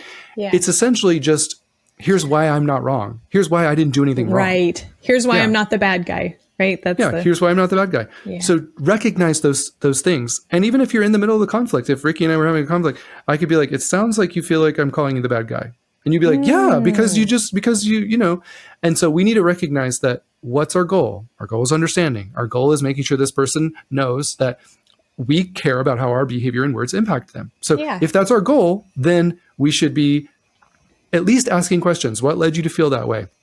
How did my behavior and words impact you? Like, what's something that I can do, to repair this? Like, these questions are vital. Too. It's all curiosity. And that doesn't just mean that we just pepper them with questions. Of course, when somebody's talking, like, we should just be like, be engaged and listening. Like, we shouldn't just be peppering them with weird questions. But somebody said something that was so funny online the other day. It was like something about gaslighting, but it was like intentional. It was like you're having a conflict with somebody. You're just like, and are you sure that's the way you feel about that? It was like somebody using it for really dark Are you talking purposes. about that? Are you talking about my video? Stop it. Was it your video? Jimmy, is this the end of the episode where we just derail completely? Was it your video? Because I loved it so much. Okay, what's the term that I'm looking for then? It was like, it was something gaslighting that was like very intentional and dark. It was. Well, I didn't say gaslighting in the video, but yeah, that I was like, what's your inner child saying? What's your inner child saying about that? Oh, right. Oh, that wasn't mine? Great. No, I think maybe TikTok was throwing other similar videos at me though. And it was somebody who, they coined some beautiful phrase. I'll have to find it. And it was so awful. It was like somebody using therapy speak in a way that was like, I just made a video about that. If you haven't seen it, you'll like it. No, I loved your video of that. But I said there was somebody else on TikTok that had done something similar too. And I was like, oh, this is anyway. Yeah. In the interest of our device's power, we may need to wrap this up. Just I'm wrapping. Okay. So the most important thing is, let me just rant on validation for 2 seconds. Okay. So this is that moment where somebody brings up the feelings. We're trying not to get defensive. We're trying to be curious. It's very validating to at least to express to that person, I care. Validation is pretty much just like, I care about your experience. You might have not experienced this the way I have, but I still care about your experience. And when somebody's bringing those feelings up to us, like the ones that Ricky said, I feel lonely or I feel abandoned. Yeah. That's not something we should argue with. Well, I wasn't trying to abandon you. I wasn't abandoning you. Why you shouldn't feel abandoned? We got to scratch those as well. We cannot tell people how they should not feel. Right. That is defensive wrong. Partners like me struggle with the validation too, because sometimes we worry that validation means that I am the bad guy, and that's not. Yes, that's not it. That's not it. Yeah, that's not it. And we can even say, I'm sorry. I'm so sorry. We can even say, I'm not. This isn't a fully formed thought anyway, Jimmy. Don't worry about it. We can even say, while I don't agree with that's the way that things played out, like I still care about your experience. I still care about your perspective on this. And that's very validating. Validation isn't agreeing with their feelings. It's just saying they matter to me. Right. I throw this one out a lot too. I care about how you feel. That's it. That's really short and sweet. Yeah, really short and sweet, but that tends to diffuse anything that's escalating pretty quickly. Yeah. Yeah. Okay. How much time do we have left? Do you have like 2 minutes? What do we have? It's the top of the hour. My devices are okay. I'm worried about I guess I could just switch to headset if things go awry. These are the limiting factor here. So, well, I think. Do you want me to put my big space headphones on and then we can go as long as we need to? Let's see if these die. If they die, I'll just continue talking. Lord knows I can figure out how to do it. Okay, this is a good one. I want to stay here a while more and chat about this. I think it's so important. So validation is so important, and validation is not agreeing with everything. But here's the thing: if somebody tells you they feel lonely, we have to remind ourselves this is somebody who I care about, and they just told me that they feel lonely. Validation is simply, I really care about that. Like it wasn't my intention that whatever I did would cause you to feel lonely, but I really do care, and I'm sorry that I say too. Like I hate that you feel that way. That sucks. That sucks. Sometimes I throw that stuff out. A great validating comment is if you've been leading with curiosity. If I understood, like today, I asked Emily what's going on. She's like, well, I just felt like that's one of her enduring vulnerabilities. Is she always feels like people are just leaving it up to her. Like this is just going to be my problem. This is, you kind of made this my problem without realizing that you were making this my problem. I know that about her. And so I can validate that. Like, oh, I can totally understand how in that moment you felt like I was leaving this for you and it was your responsibility. And I bet that felt a little like I wasn't thinking about you or wasn't caring about your needs. That's validating her experience. I don't necessarily have to agree with that. That's not what happened for me. I didn't leave that stuff out there. It was out there for like 30 minutes before she brought it up to me. Like, hey, you kind of just left that stuff? I could have easily argued with her and said, it was out there for 30 minutes. I would have gone back and got it. Like, you don't need to make such a big deal about nothing. But that's not going to lead to connection. That's going to lead to disconnection. The fact that I cared about what was going on inside of her body, and I kind of like rewarded her for bringing that up vulnerably to me, because she didn't bring it up with a finger in my face. She didn't bring it up by yelling at me. She brought it up vulnerably. And so I want to reward that. I hate that I'm the person who needed to hear that message the most. None of our listeners, your exact story, because for my partner, that's one of his enduring vulnerabilities as well. Feeling like the whole world is on his shoulders. And of course, he's marrying a Frank who tends to forget things and is more lax about things like that. So so thank you, Jimmy. You've given me some words that I can say to him.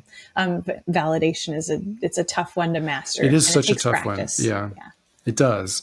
I always like to think of it as you don't need to validate accusations. Just if somebody it's a big difference. It's a big difference between somebody saying, hey, when this happened, when you forgot to text when you were coming home from work late, I felt really abandoned.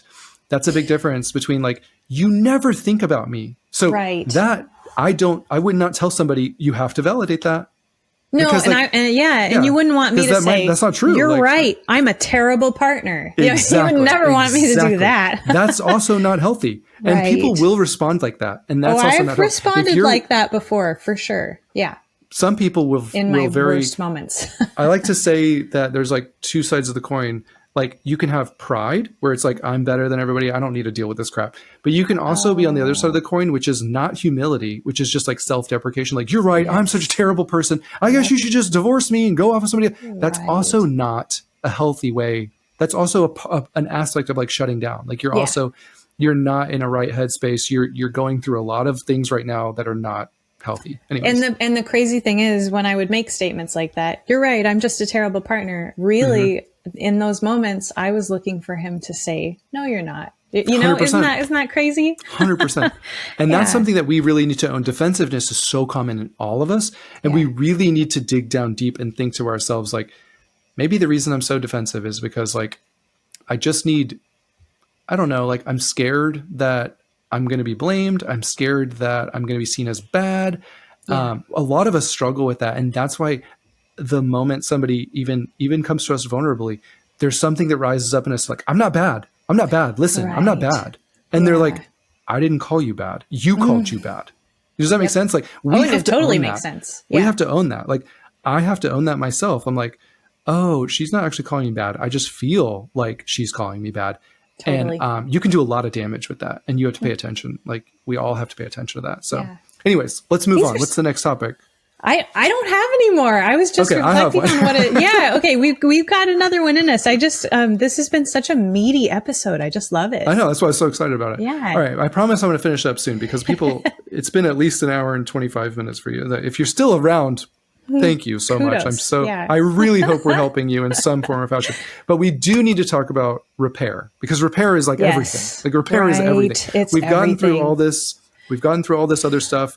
We feel like we're handling a conflict. We feel like we're both being kind, respectful, and curious and understanding and yada, yada. And the last thing I'll say is that this isn't just one-sided. Cheryl isn't always the one that's bringing up things and Frank is always the one that has to be the validator and the curious. This is supposed to be interchangeable. Totally. This is supposed, so the problem with a lot of Franks is if I start talking to them about validation, they'll be like, well, she doesn't care about this or that anyways. And I'll be like, have you told her about that?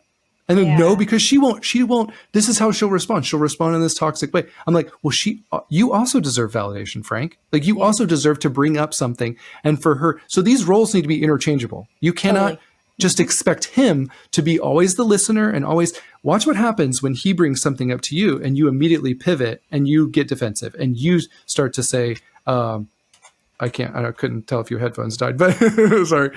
Did they? Oh no. No, I was just okay. you had this look, and I was like, oh, did the headphones die? I'm googling relationship repair tactics right now. Oh, I love that.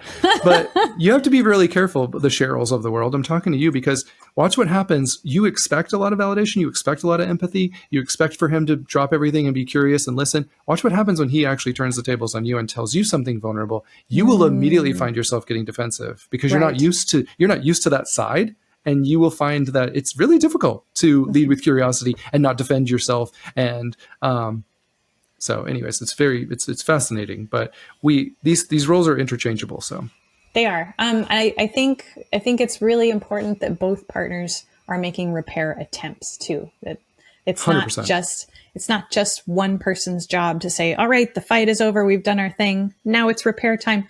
That's both people's parts. So, love that. Jimmy, do you have favorite repair tactics in your relationship? Just curious if you have anything in your head that you actually do that's not just a Google thing. Yeah.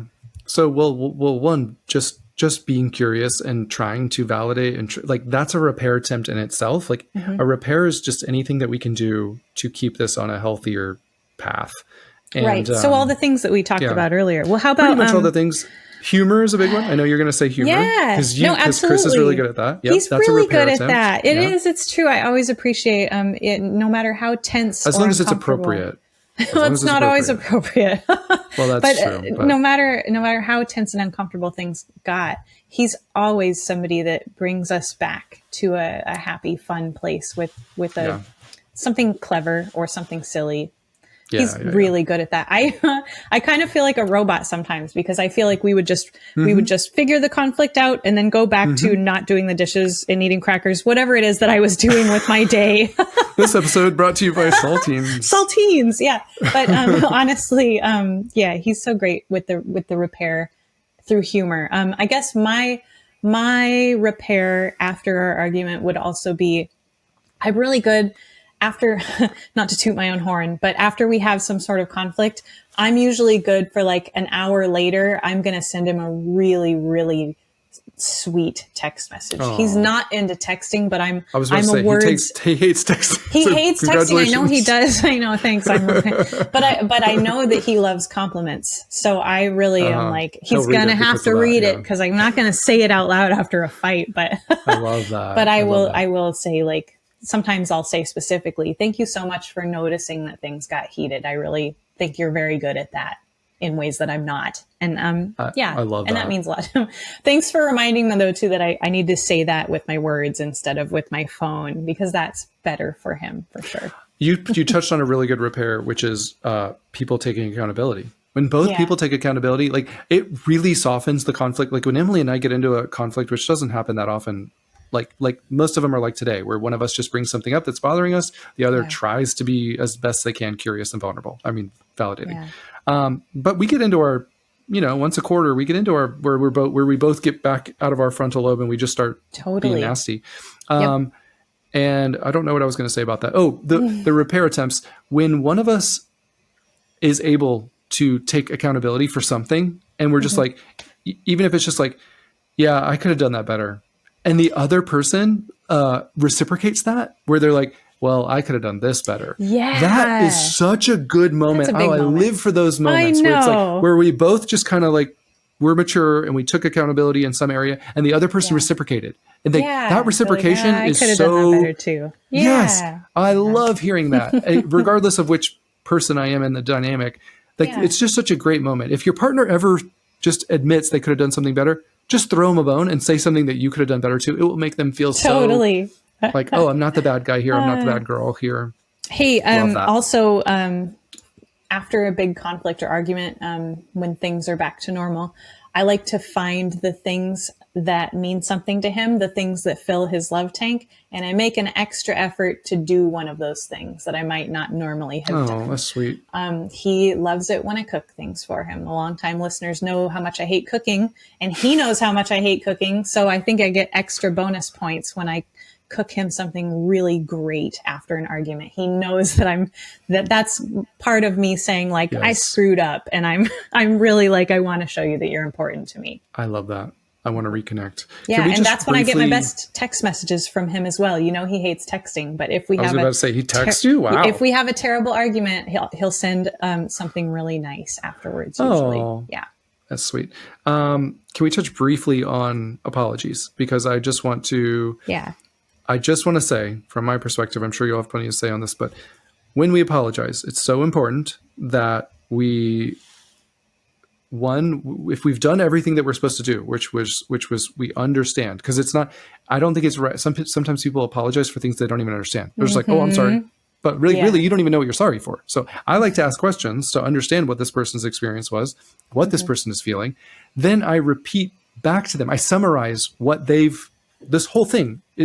It's like reflective listening or whatever. I don't know what it's called. That's it. But yep. It's so important that we show them like, hey, I've been listening. This is what I've heard so far. So we reflect back to them. Like, I can see now. So when I didn't text you and I was late, that really left you feeling abandoned. That makes sense. That was very validating. That makes sense. Yeah. Then you take accountability. Accountability is an important part of an apology. You don't make excuses. You don't yada yada. You take accountability for what you know you could have done different. You're right. I did not text you, and that was wrong. I'm so sorry. I remember now. We had that agreement. I forgot that. That was wrong. Like, that's on me. That's me taking accountability. That makes complete sense why you felt so abandoned, scared. You couldn't get a hold of me, and I wasn't thinking about you. And I can completely see how that would leave you feeling that way. I'm sorry. Yeah. And here's what I'm going to do. Here's a great end to an apology. Here's what I'm going to do differently. I love it. I'm glad you said that, because I was holding on to that one. I think a great apology includes a plan for the future. 100%. One of my favorite phrases is, what can we do in case this comes up in the future? Because then it's like we're both working on the plan for if it pops up again. Bad apologies are... I'm sorry you feel that way. That's my least favorite one. I'm sorry you feel that way. I'm sorry you took it that way. Yeah. I'm sorry, but I wouldn't have done that. I'm sorry. Geez, okay, fine. I'm sorry. Oof, those are terrible apologies. We're all capable of them. We just need to own that and stop doing that. Yep. Yeah. Well, cool. What else? Do you want to answer a quick question? Or do you? No, I feel like we nailed it. I feel like we covered everything. Do you feel like there's a stone left unturned? I don't care. I'm here. Like, I just love, we're already so far over time that if somebody's still listening, they're in for the long haul. They don't care. They're like, I'm going until you guys stop. I don't care. There should be some sort of prize or like a nugget that they gave the diehards who are still here. There should be. I don't know what that would be, email me and I'll send you $20. You know, like, just. Oh my gosh. Wouldn't that be a fun contest, Jimmy? Like, the first person to email They would just skip to the end. We need to have like an Easter egg. We need to have like an Easter egg in each episode. And if you email the Easter egg, then randomly, we'll have like I'll just say fabulous prize. Yeah, I'll just say pineapple. That'll be the random. And if you heard pineapple, you know, like, oh, I heard it at 47 minutes. Anyways. Right. No, hit me with one of your questions from your, just one. We'll make it quick. Okay. From your poll. Let's see. One of your favorites that this is not a quick one. I'll make it quick. But you're into it. Okay, see if you can make this quick. That's your challenge. I can make it quick. How do I handle it when my partner's going off the handle and they're threatening to leave? See how that's not quick? That's huge. No, wait, we can make it quick. Okay. So one, they're probably flooded. So yes. one, it's very scary because one, you don't want them to leave. So they're flying off the handle. They're saying that they're threatening. One, you need to have the security right now. I can tell you right now, they probably don't mean that. They're flooded and they're not in their frontal lobe. Right. They're in their survival brain. Mm-hmm. I don't think this is the time to I think things are too far gone to where you can try to de-escalate. It's always a good idea to de-escalate if somebody's heated, but we know that if somebody's flooded, we know from research, it takes about 20 minutes for them to calm down and get back into the right headspace. So you could talk, but they might not even be listening. Mm-hmm. If they're still talking to you, if they haven't left, they're still here, they're still in the conflict, then you start to use those de-escalating strategies. You start to talk softer. You start to reassure them, like, hey, what you're going through matters to me. If you want to leave, like, I can completely understand that. Just try to get in their world. Try to get in their head. What is going through right now? Yeah. They clearly feel overwhelmed. They clearly feel unseen. Mm-hmm. That's what people feel when they want to leave a relationship. So we use that. We use that to de-escalate, and we say, it makes sense why you feel overlooked. It makes sense why you feel so unseen right now. So you'd hit them with validation. That's what you're. Oh, you can solve pretty much anything with validation. Now, I'm sure some people that doesn't work with narcissists. Of course it doesn't, because they don't. They're not planned. They don't care about They don't care about having a good faith discussion with you. But if this person, if you don't believe that they're going to leave, and you think that this conversation can be much more productive by waiting, then you really need to it's really difficult to say that, but you just say, cracker break. I care. We got to break. We got to break. And if you don't want to come back to this conversation, I can understand that, but I don't think we're going to solve anything by just yelling at each other. So, but I'm more than willing to have this conversation, because what you're going through matters to me. I want you to feel seen. I don't want you to feel overwhelmed. I don't want you to don't want you to feel overlooked. So I'm more than willing to have this conversation 30 minutes from now when we're both a little bit more calmed down, or tomorrow. But I don't think we're going to get anywhere right now. It's really hard to do, especially if you have anxious attachment, because you're terrified of that abandonment. Right. But that calmed me down just now, hearing that. But it's what you kind of need to do. And if they will stay in the conversation, then just keep those de-escalating, keep those validation comments coming, keep trying to get them down to a vulnerable emotion. I want to know what you're feeling. I want to know what led to that. I want to know what led to because they got triggered somewhere. Go back to the trigger. Yeah. Start asking them questions about it. So when I said, why didn't you text me when you got home from work? Is that what made you feel like I was just hounding you, and I was being very complainy? It's just try to get in their head. Are you feeling hopeless about this? That might be, that's something that I've asked. Yeah. And they might not want to have that conversation because you just got too vulnerable. Yeah. And they're like, oh, screw this. I don't want to talk about this. They might because it's very vulnerable. Yeah. My partner and I have an agreement that we don't ever threaten to leave. That's a thing that was part of our... I like that agreement. Yeah, that was part of our agreement when we decided that this is real and we're giving this a shot and we're going to give it our all. One of the agreements was we don't threaten to leave. If we truly want to leave, that's a discussion where we sit down and we say, I have decided that I'm going to leave. Other than that, no threatening. That's below the I belt. do want to say last thing for the 4 people that are still listening. I didn't say this in the beginning, but one of the most important parts about conflicts is agreements. You need to sit down during a non-conflict time. Like if Ricky and I were in a relationship, I would literally sit down with her during a non-conflict time. And you might say, well, it's going to ruin a good day. No, it's not. No. If you talking about having a safe, healthy conflict ruins a good day, that's a toxic relationship. Totally. So, it's true, because 100%. My partner and I loved agreeing to not threaten to leave each other. That was actually like, wow, that feels great to take that one off the table. You need to come to agreements about future conflicts. So you need to have a discussion with them during a non-conflict when you're both not heightened. There's no, emotional height, whatever. You know the word I'm looking for. Dysregulation. And you just need to say, you need to say, let's go through a conflict and tell me what you want me to do differently. You both should ask that. Let's go through a conflict and talk about, well, I don't like it when you bring things up. Or they might say, I don't like it when you just constantly look at the bad stuff I'm doing. You never appreciate the good stuff I'm doing. That's a great, great. They just shared something with you. Like you can explore that. You can yada, and then talk about what's off the table for us.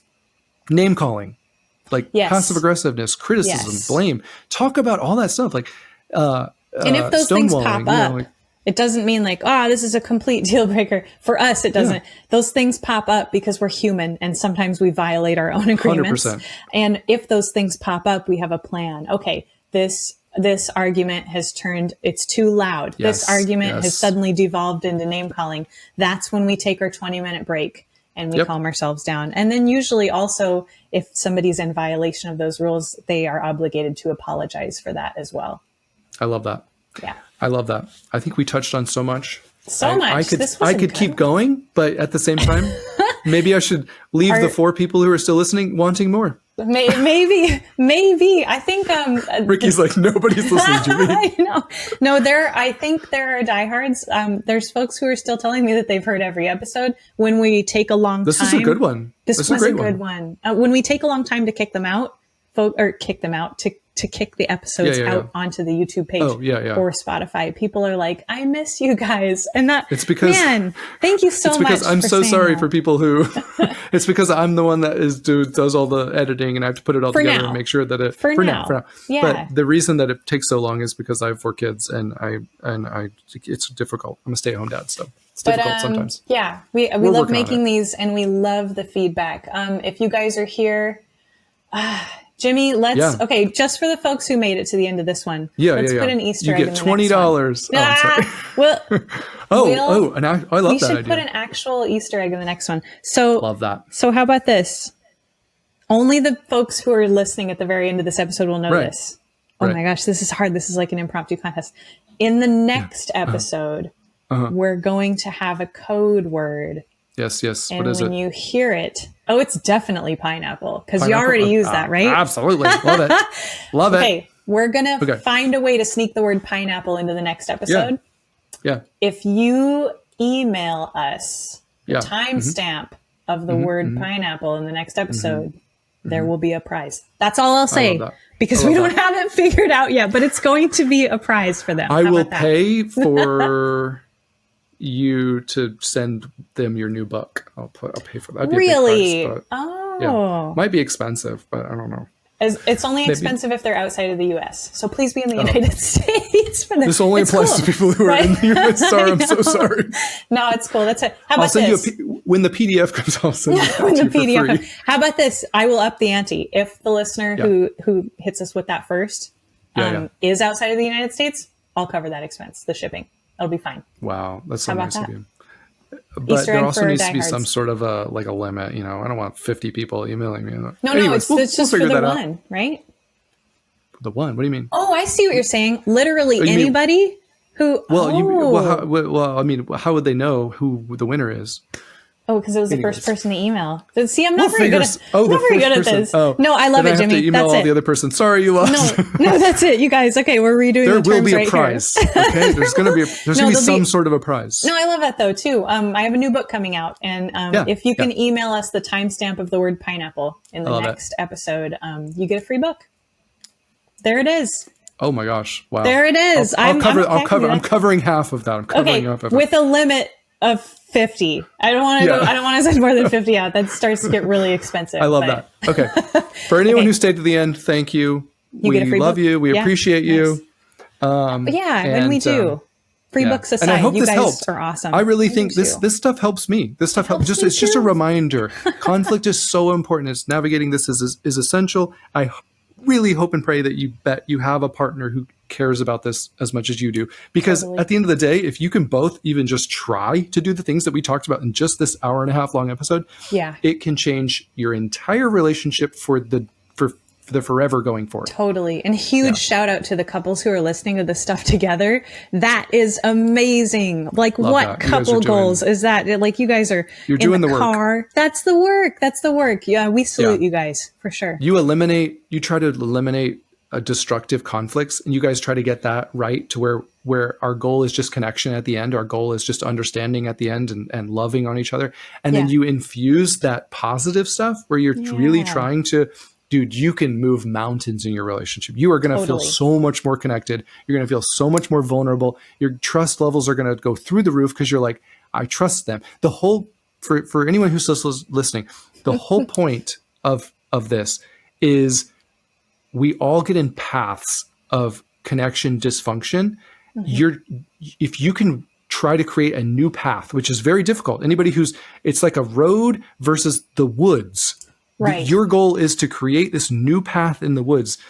But if you can do that, that leads to so much trust and safety in your relationship. And if you're both on board with that, like I'm just telling you, you can get off the road of toxic conflicts and get onto the path, a new path that leads towards connection and deepened trust and friendship again. It's possible. Well said. To everyone who's listening, even if you're not listening with your partner, you guys are helping to make me and Jimmy's dreams come true. The whole reason we do this is to make relationships better. And by listening, you are making your relationship better. So thank you for allowing us into your ears, and into your home, really into your cars, wherever you're listening. Thanks for listening. Drop a review if you feel so inclined, or just come back next time and we'll see you then. We'll see you then, pineapple. See you then. No, it's too early. Next, right? That's what I meant. I meant next time. I meant like I was just reminding them of the word. Yeah. Next episode. Okay, cool. I love it. All right. See you guys next time.